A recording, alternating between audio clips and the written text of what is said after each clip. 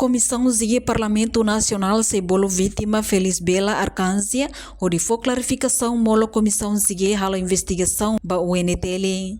Presidente Comissão Zige nebe trata assunto educação, juventude e cultura no cidadania. Deputado Armando dos Santos Lopes hatou questão liga a atuação docente UNTL e Faculdade de Enfermagem.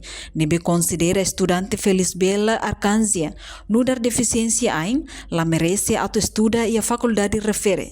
Tambah condição de deficiência Comissão Zige e a ONU Comunicação o estudante nebe sai vítima onde foi informação molo comissão tung halo investigação ba UNTL. Tidak memahami si para hera itu jangan si bukan atau yang penambah proses eksekutif tambah yang tamuan semester itu ada penjelasan mekanikasi parti da fali tapi dia tene dia kata edukasinya banyak nak itu Made tan sama ba fali kemudiannya idane mus idane preocupasi ida ke anu ke cukupa atene macam saya masih rasai pan bahwa sila lagi begini ya itu komunikasi baik tene estudante ne beran yang kata los padres karena memang amin kontak dona masih sebenarnya mai hasuran amin persia ke kita informasi mulu kami aku kalau istirahat sama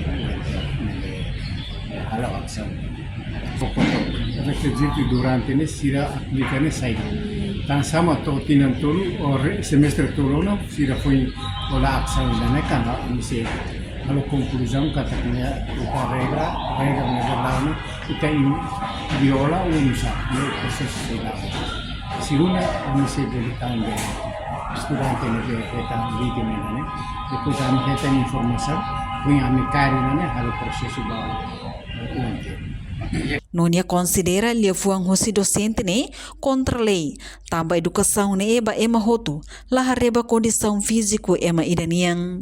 Nonia comissão Zige se buka tuir requisito universidade niang, li husi faculdade de saúde antes fote conclusão. Entretanto, jornalista Timor Post Coco confirma questão eba reitor Universidade Nacional Timor-Leste, mas bela consegue a razão ocupado. Reportagem Melda Fátima, Televisão Timor Post. Janela informação ba emohoto. Atua tem informação atual dia kliu. Kita haluha. Hane yang botão subscribe, like. Halo comentário no fahe tutang ba media sosial hotu.